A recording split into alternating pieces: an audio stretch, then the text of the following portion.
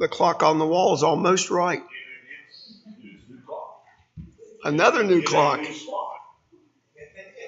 Hey, Kenny, while you were gone, the clock just went completely berserk.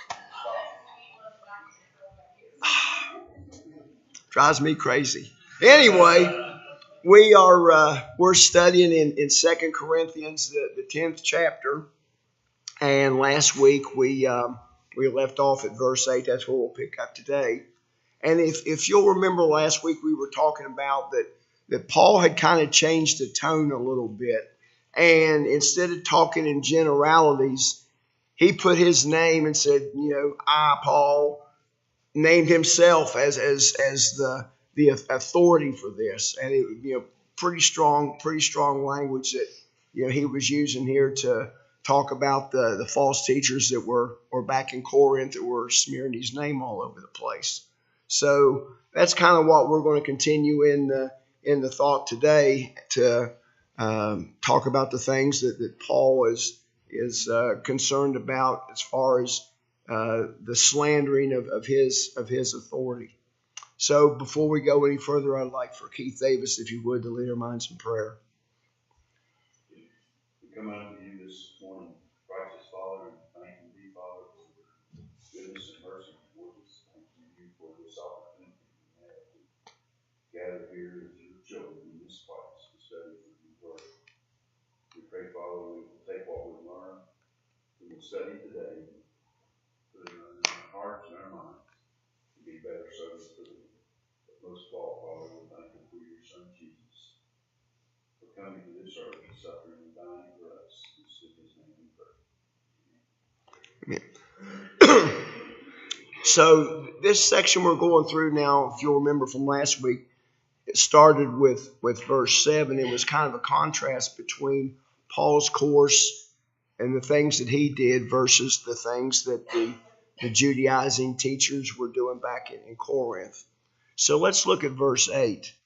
It says, "For though I should boast somewhat more of our authority, which the Lord hath given us for edification, and not for your destruction, I should not be ashamed." So Paul here, you'll notice here he talks about our authority. And that's obviously he's talking there about the authority of the apostles. Paul being one of the apostles. And he has the same authority as any other of the apostles. He has the same spiritual gifts as any of the rest of the apostles. And the authority that Paul had was given to him to build up the saints and not to tear the saints down. And he's in some way kind of in the tone of this still apologizing. He's having to do this and talk to the ones that aren't causing the problems. As a result, he's having to write this to deal with the ones who are causing the problem. And there was more in the church that weren't causing the problem than there were the ones that were causing the problems. And he didn't want to put them to shame. He also didn't want to glory in the power that the authority that he had and go around it and boast about it. The apostles weren't into boasting about the power that they had. They used their power very discriminately and only used it when it was necessary to prove something of the gospel. And they weren't doing it to make a show for themselves or to bring attention to themselves. They were doing it to bring the attention to Christ and his word and to prove the things that Christ was saying. But by having this power, it couldn't help but bear out in some type of glory. People were amazed that they had this power, but also as a result of those power, they gloried in the good results that the use of those powers, brought in. And he was quite sure, without any shadow of misgiving, that he should be, forced somewhere along the line to use this power that he has and take some type of extreme step against these detractors that were there in Corinth. And they were doing Satan's work. They weren't doing the they weren't doing the work of God. And I think he had in his mind somewhere along the line, he was probably going to have to use this power to, get those detractors out of there, or get them, someplace other than where they were at, because they were tearing the church up there in Corinth. Any comments about that verse? I think one thing that Paul was alluding to here, and he had in earlier letters, everyone in the church is equal. There's no big Christian, little Christian. God gave them powers to the foundations of the congregation. Their spiritual gifts. And even today, he's given the rules of government in the church. You have your elders, and you have your deacons, and you have whatever. But they're all equal. The elders are no greater Christian. It's just their job. Anybody. But he's given the job of governing the local congregation. Right. That's here. He sounds ashamed that I have this power. But I'm no better than you. Right. Right. This idea of boasting is interesting because we go back to 1 Corinthians, they were almost boasting and proud of the sins they were committing. Now, here in the 2 Corinthians, I think he's talking as much as anything about the false teachers. They're proud about the divisiveness that they were bringing to the church in Corinth. And Paul contrasted, he says, you know what? God's given me this great apostolic power and this great authority to do things. And I can certainly boast, and I have more right to boast than you would, but I don't. Right. But I think we pointed out even Lindsay and I, the powers that they had, the miraculous things to do, even Jesus, they never used it for themselves. Right? It was always to help others. Right. They never once do we have any record of any of them doing anything for their gain. Right. And if you look at the personalities involved with the apostles, Paul most likely was the best educated apostle that was there. I mean, his pedigree and credentials were second to none in that in that day and time. And a lot of the other apostles, they were just common laborers, and they didn't have. And Paul didn't look down on the other apostles because of his great education and the education that they had. He saw them as equals, and that goes back to the character, and the lesson is there. That's how we need to treat each other. We need to treat each other with respect, and like Philip said, everybody's equal in this. Other comments about that verse? Let's go on to verse 9. That I may not seem as if I would terrify you by letters. Now, the scholars tell me that this is what's called an elliptical sentence. And basically what he's saying is, he says, I've not used this authority, nor will I add any more concerning this part of the subject, lest I should seem to terrify you with these letters. These letters were read probably in open church, and some of the things he said here would probably be pretty terrifying to some of the ones who weren't doing anything. That was not his point. His point was to take care of the problem, and if you weren't in part of the problem, then this part of the letter wasn't really going to concern you. But also, he was kind of thinking of the people there at Corinth as his children. But one thing he wasn't going to do, he wasn't going to make empty threats. If he said something needed to be done, or he was going to do something, then he was going to do it. Comments about that verse? All right, let's move on to verse 10. For his letters, say they, are weighty and powerful, but this boldly presence is weak, and his speech is contemptible. So, the reference here is to Paul at Corinth. This was what the false teachers were saying. Yeah, he's a tough man when he's over there wherever he's at writing these letters, but he don't do that stuff here. A couple verses back, they were calling him a coward. And this is far from far from being that. He's just basically throwing back into the face of the false teachers the things that they were accusing him of doing. And apparently here he's using the very words that he's quoting from the false teachers. He was basically paraphrasing or telling what was going on in the previous verses, but here he's talking about exactly what they were saying. And there's obviously the scorn that they laid upon him. It hurt him. I mean, it first of all, it wasn't fair. And all the things that he had done there in Corinth to help those people, he was wounded by the things that the false teachers were saying because it really wasn't fair. And it kind of reminds you of Psalms 100 verses 1 through 5.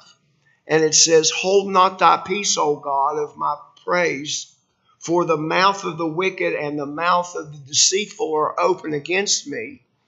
They have spoken against me with a lying tongue.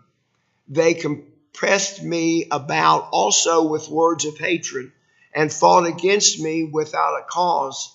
For my love they are my adversaries, but I give myself unto prayer, and they have rewarded me evil for good, and hatred for my love."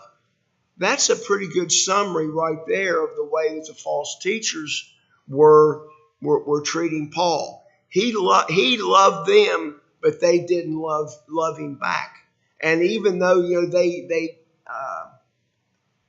poured all this scorn on him, he's not taking revenge upon them. He loves their soul, and he's trying to do what it's going to take to correct the error of their ways so that they won't be lost eternally. And this is they had a lot of indignation toward him, but it wasn't indignation that was justified. It was unrighteous indignation. So his enemies said that his letters were brave and strong, but when he was present in body, he was cowardly and subservient. And what they basically did is they took his calm manner and loving manner that he presented this information in person, and they turned that around, that he was weak and cowardly because he wasn't screaming at him and losing his temper. That's what they expected him to do, but that was not his manner. And even here, he's getting on him pretty hot and heavy, but it's a very controlled way that he's doing it. There's no rage in this. It's just sticking basically to the facts and doing this in as loving as way as he possibly can. Well, what's true here is that the detractors cannot get to him because of what he said. He said the truth. Right. Their only criticism is the style or the way that he presents it. So it's about style. It is not about substance that Paul is being criticized through. They really don't have much leg to stand on. And probably they don't have the substance to even try to come back with. There is no substance there. So it's kind of like the deal where instead of attacking the principle, you attack the messenger, and that's what they're doing here. They cannot attack the principle because, like Bill said, it's true. So you do the next best thing, and you attack the messenger. Any other comments about that verse? All right, let's move on then to verse 11. Let such a one think this, that such as we are in word by letters when we are absent, such will be also in deed when we are present. So he warned those who charged this, as he wrote, when he got back to Corinth, it was going to be the same story. and it was going to be delivered. It was going to be delivered the same way. And it's not. He's not threatening them. He's just basically saying, that this is the way that it's going to be. And obviously that would probably cause a little bit of alarm to the false teachers. And it's very likely that he did not wait the apostles coming. He was willing to, or these false teachers, he was, willing to go on and try and try them basically in abstention of, he knew what they were, doing. So that's why he was addressing it this way. So the apostle seems to have in view some particular person here, but he doesn't name them by name. And it's probably one of these deals where he didn't have to name them by name. The people who read the letter knew who he was talking about. Now, obviously, we don't have that advantage because we weren't there. But the ones that were there, they pretty much knew who he was talking about. And it was going to be a reproach to them and not to the other members of the church, but one of those false teachers that were there. Other comments about that verse? All right, let's move on to verse 12. For we dare not make ourselves of the number or compare ourselves with some that commended themselves, but they measuring themselves by themselves and comparing themselves among themselves are not wise. So this is kind of a charge of self-commendation that Paul's opponents were leveling on him back in chapter 3 and chapter 5, whereas it was themselves that were guilty of the practice. They were judging themselves by their own standards. And usually when you judge yourself by your own standards, you do pretty good. I heard somebody say here not too long ago, the older we get, the better we get. You kind of look back and things. But, if you're setting the standard, you're going to meet your own standard every time. But the problem is they weren't using the right standard. If they were being judged by the standard of the gospel, then they were sorely missing the boat. So men who commend themselves, having nothing but themselves to measure themselves by, they're foolish is what they are. And people will eventually see right through that. And Paul, he didn't have that problem. He wasn't there comparing himself to himself. He was comparing himself to what God's standard was, and he wasn't putting himself up as a legend in his own mind. He was very humble about the deal, and he always told the truth, and the people trusted him because of the character that Paul had. He didn't have to resort to all of these other things. He had the truth on his side, and the manner that he delivered the truth to these people, they trusted the things he said, and it really got to the ones that didn't agree with what he said. And he said these people are without understanding. They don't know what the standard is, and they don't understand that the things that they're doing. They don't understand how foolish they look, because wisdom tests all things by the will of God. That's the standard. And the wisdom looks to the will of God, not to the will of men or the things that man has made up. And only the wise way is to lose confidence in the self and earnestly seek the standard that God has given. Quit setting your own standard. Use the standard that God has set, because it's the true and it's the eternal standard, and it's never going to change. I'm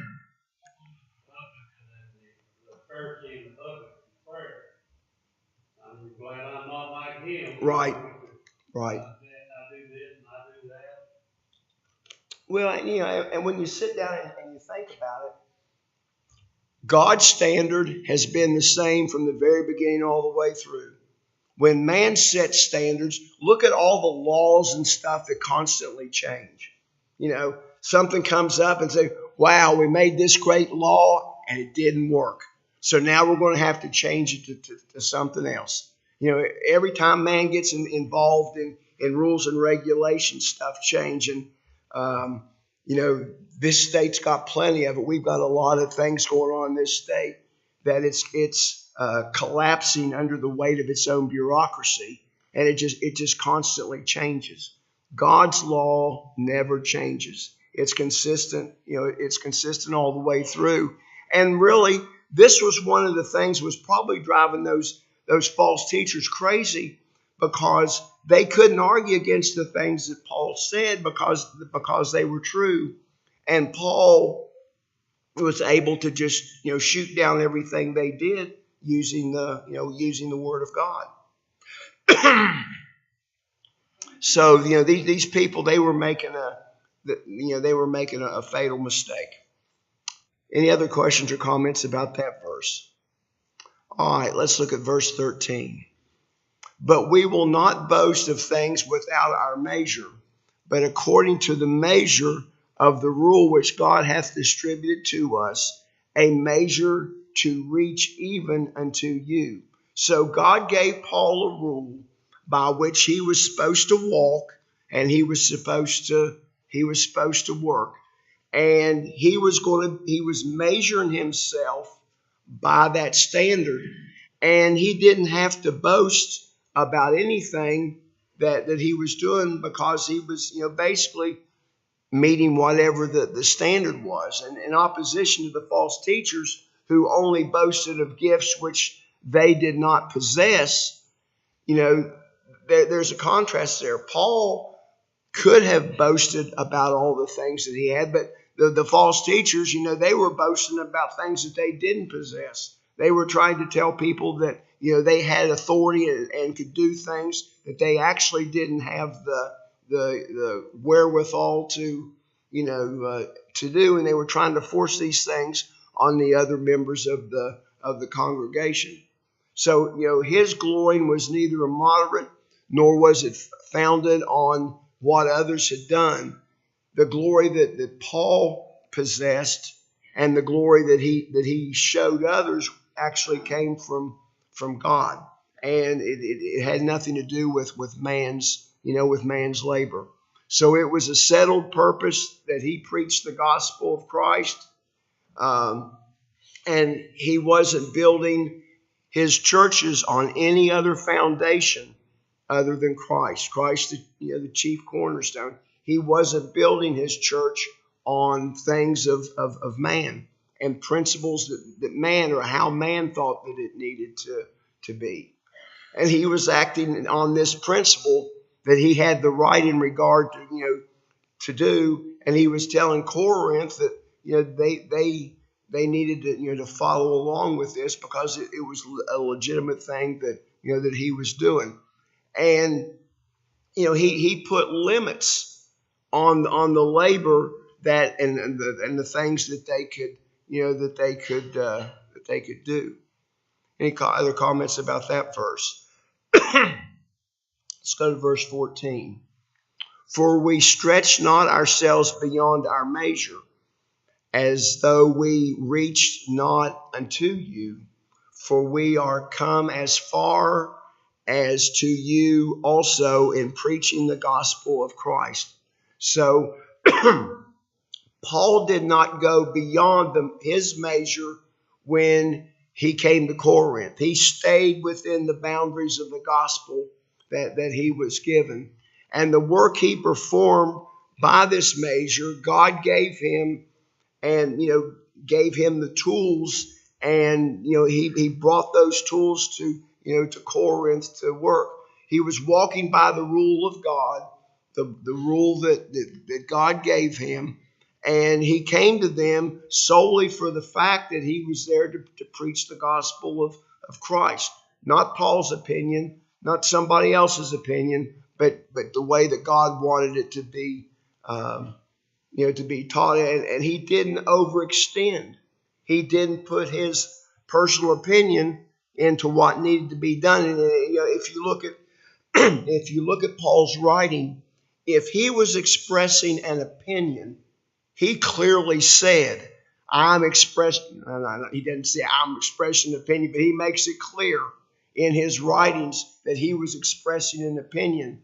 And it was an opinion only. It didn't come from God. It came from Paul, which is probably in contrast to the way these false teachers were doing. They were given the impression that it was coming from God, but it was actually truly their opinion. Even though it was his opinion, if it wasn't correct or in line with God's teaching, the Holy Spirit would Right. allow him to Right. Right. And if you looked at his opinions, they were along the line of what he was, he was maybe fine tuning it slightly, maybe we could say. Comments about that verse. All right, let's look at 15. Not boasting of things without our measure, that is, of the other man's labors, but having hope when your faith is increased, that we shall be enlarged by you according to the rule abundantly. So he was not boasting of the things not accomplished by himself, working by his rule, or accomplished by other men. And after he had trained them and gone to other points of labor, he would receive help from them as he had from the Philippians and some of the other congregations. In Philippians 4:14 through 17, it says, notwithstanding, ye have done well that ye communicate with my affliction. Now ye Philippians know also that in the beginning of the gospel, when I departed from Macedonia, no church communicated with me as concerning giving and receiving, but ye only. For even in Thessalonica ye sent once and again unto my necessity, not because I desire a gift, but I desire fruit that may abound to your account.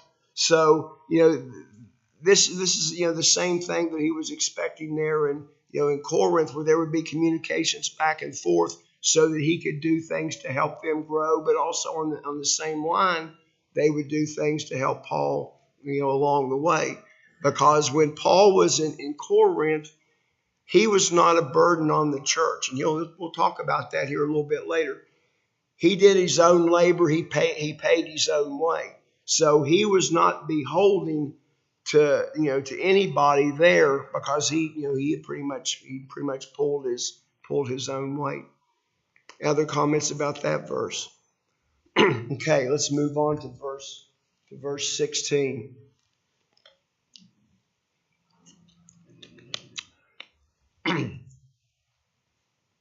To preach the gospel in the regions beyond you, and not to boast in authority in another man's line of things made ready to our hand. So he hoped that their faith was strengthened, and they would enable him in accordance with the rule to preach the gospel in regions beyond them. And that is that they would assist him while he was preaching in other areas. In other words, they would give him support to spread the gospel into other areas. And Paul did not like to build on another man's foundation. He liked to go in to an area and lay his own foundation, lay Christ down as the foundation, and not go in and build on somebody else's work. He didn't go into an area where there was another apostle that had started the work. He would go into areas where there was no church, and he would basically start from scratch each time. It was his ambition to preach where the gospel was not known. Christ told everybody to go out all the world and preach the gospel. Well, there was others out there, preaching the gospel in certain areas. Paul's objective was to go into areas where they were not and start preaching the gospel, so that those people would have the advantage of salvation. So he did not boast of work done by others, as these false teachers had done, taking his work, perverting what he had done, and boasting about it as though they had done it themselves. And Paul didn't have to worry about something like that, because when he laid the foundation of a church, he was the one who he was the one who did it, and he didn't have to. Nobody could come in behind and say that that he didn't do it. So when he said God had given him this rule, he did not mean that God required him to work without being chargeable to those to whom he preached, but that he had enabled him to work it successfully. God gave him the authority, God gave him the ability, and God gave him the tools to go into these other areas and establish churches. Comments about that verse? All right, let's look at verse 17. But he that glorieth, let him glory in the Lord. So Paul would not glory in what others had done.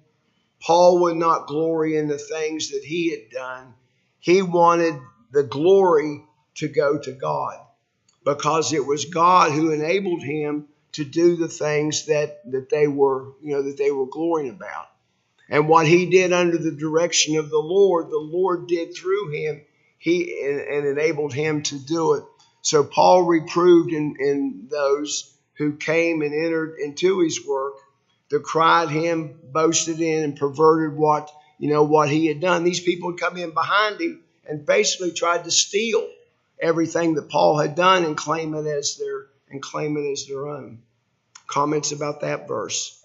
Paul said the same in Galatians 6:14, which reads, "May I never boast except in the cross of our Lord Jesus Christ, through which the world has been crucified to me, and I to the world." All right, let's look at verse 18. For not he that commendeth himself is approved, but whom the Lord commendeth. So the Lord commends those through whom he works, and he gives the praise, and he gives the honor to them. And for them laid up in heaven, there are going to be riches based on the works that they have done. He commended the apostles by his presence and his power, and in the spiritual gifts that he bestowed on the apostles. That was a way of commending them and endorsing the things that they were doing. And Paul did not commend himself. His claims were not found on the suggestions of self-conceit. Neither did he rely on the commendation of others. His eyes were pretty much fixed on God. As long as he was being commended by God and doing the things of God, he really didn't care what other people said. Yeah, it was nice when somebody gave him a good word, but that was not his goal. His goal was to be commended by God. He kind of had this same thought in 1 Corinthians 4:3. He says, "But with me it is a very small thing that I should be judged of you or of man's judgment. Yea, I judge not mine own self, for I know nothing by myself, yet I am not hereby justified, but he that justifies me is the Lord." So, that was Paul's focus. He wanted to be justified by the Lord. So, any other comments about this particular chapter? If not, I think we'll just stop here and we'll pick up next week with chapter 11. Appreciate everybody's attention and comments today. I've got one. My mouth is so dry. All that medicine I've been taking.